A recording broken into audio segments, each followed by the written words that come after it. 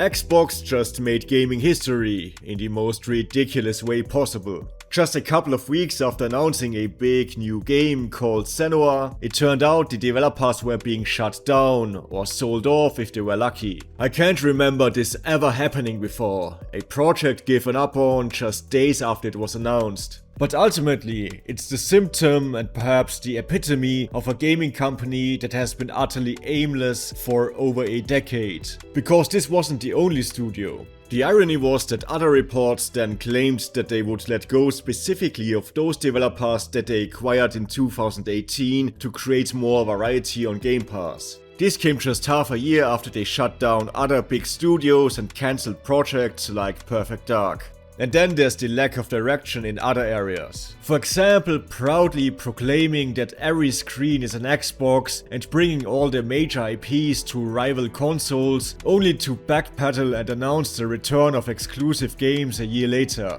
Before this whole spiel began, they said that only a few old multiplayer games and niche projects would go to other platforms, no more than 4 games. Let's not beat around the bush. If Xbox didn't have the outside money from Windows, it would have been forced to shut down operations and leave this industry long ago. But more on that in a minute. I actually want to examine how this came to be by taking a detour. I never had anything against Xbox, despite them not catering to my particular gaming interest. Competition is good, and actually I still have the first Xbox hooked up. Halo wasn't my thing, but Xbox was also like a successor to the Dreamcast, getting all of the games that otherwise would have been made for Sega's failed console. Be it Panzer Dragoon, Jet Set Radio or Outrun, and the localization of Shenmue 2. Besides Sega, there was also big support from Japanese companies like Tecmo, delivering stone-cold classics like Ninja Gaiden Black.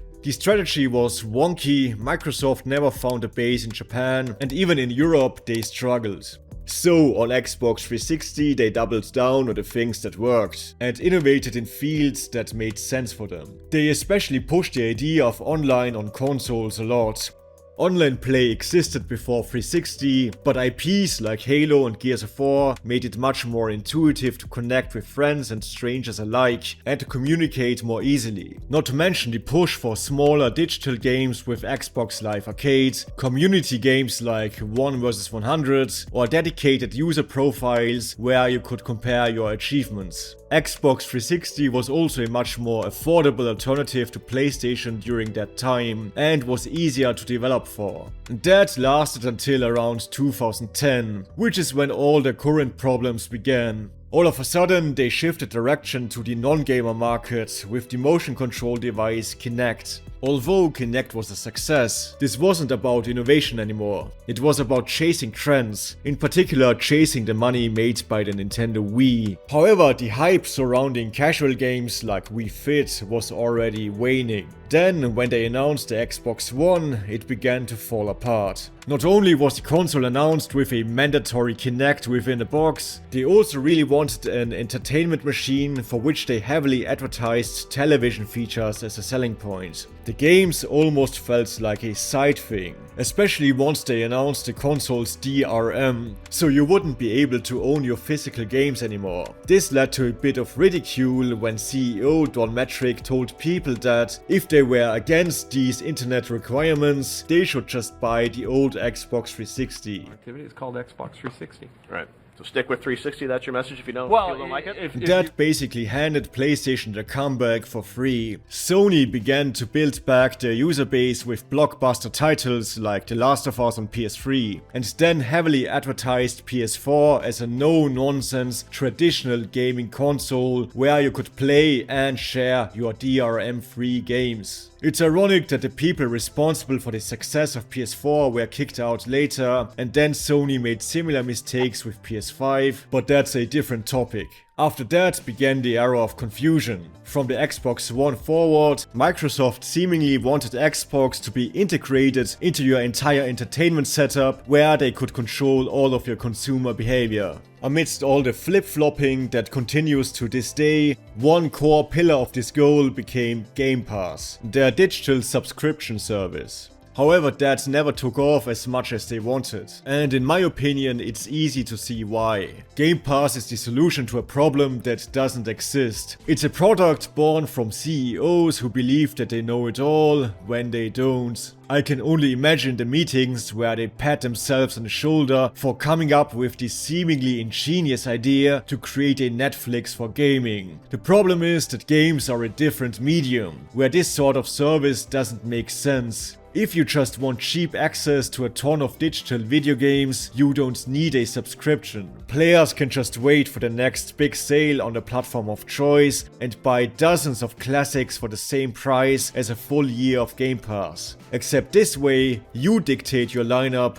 not Microsoft. You could also buy those huge indie bundles or grab free games on the Epic Store weekly. Game Pass is kinda redundant. I subscribed many times when they gave it away for cheap, but the game selection just wasn't that interesting to me. I barely used it. The biggest appeal, in my opinion, is getting first-party Microsoft games on day one without paying full price. However, that leads to the question of sustainability on the studio side. AAA games cost more to make than movies now, making them unsustainable on a subscription service, which for the longest time was literally given away for a single euro or dollar to lure in new customers. So I guess that leads us to the current situation, where Microsoft CEO Nadella says that apparently Xbox hasn't been sustainable for the past 25 years. When they acquired all these smaller studios, it took forever for projects to finish, and I guess things like Hellblade 2 didn't draw as many people into their ecosystem as they thought. So, in a panic move, they hit the industry like a sledgehammer with ridiculous mergers, first buying Bethesda and then the gigantic publisher Activision. Yes, I wasn't a fan of that, because Xbox wasn't a company that expanded naturally. They fumbled their gaming division, they didn't know what to do, so they had to use outside money from Windows to bolster their failed gaming strategy. It's still weird to me to call titles like Diablo or Doom Xbox games, because this brand had nothing to do with creating them. Meanwhile, small studios who made new IP had to take the fall for the failed growth of Game Pass. I know that critiquing any major platform holder is always loaded thanks to the tribalism for these stupid toys. Feel free to call me a console warrior or whatever. The reality is that I have consoles from all the big platform holders hooked up, plus a PC. I've called all of them out, and in reverse, I have been called either a hater or a fanboy. In reality, I just hope for a better industry, and this hobby has not been doing well as of late.